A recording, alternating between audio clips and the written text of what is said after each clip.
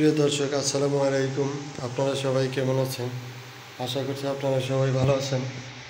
আজকে আপনাদের সামনে আরও একটি নতুন ভিডিও নিয়ে হাজির হয়েছি। অবশ্যই আপনারা এই ভিডিওটি শেষ পর্যন্ত দেখবেন।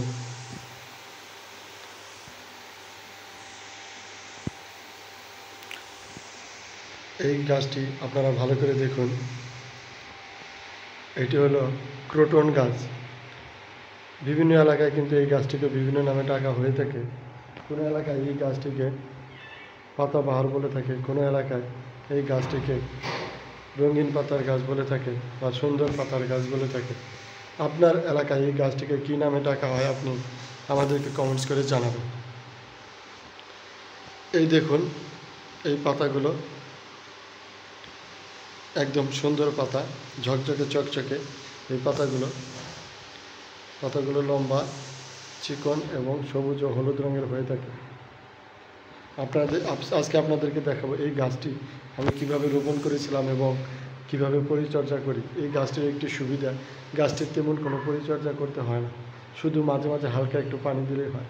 আমি আপনাদেরকে বলবো, আপনারা চাইলে আপনাদের ফুল বাগানে, বাসার ছাদে, টবের মধ্যে, ঘরের সামনে, যে কোনো জায়গায় খুব সহজে এই ধরনের ক্রোটন গাছ আপনারা রোপণ করতে পারেন।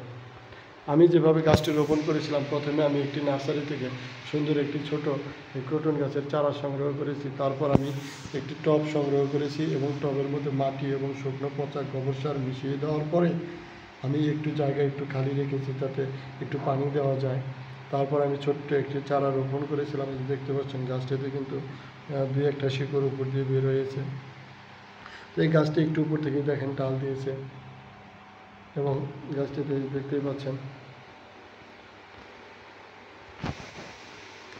আপনাদের কাছে যদি আজকের এই ভিডিওটি ভালো লেগে থাকে তাহলে অবশ্যই এই ভিডিওতে একটি লাইক দিয়ে চ্যানেলটি সাবস্ক্রাইব করে দেবেন।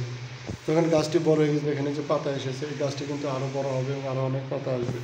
আমার টবে গাছ লাগাতে ভালো লাগে, কারণ টবে গাছ লাগালে গাছটি যে কোনো জায়গায় রাখা যায়, ঘরে, বারান্দায়, বাসার ছাদে, ঘরের সামনে, এটা সুবিধা। সেই জন্য আমি সবসময় টবের মধ্যে গাছ লাগানো আমার ভালো লাগে, পছন্দ করি।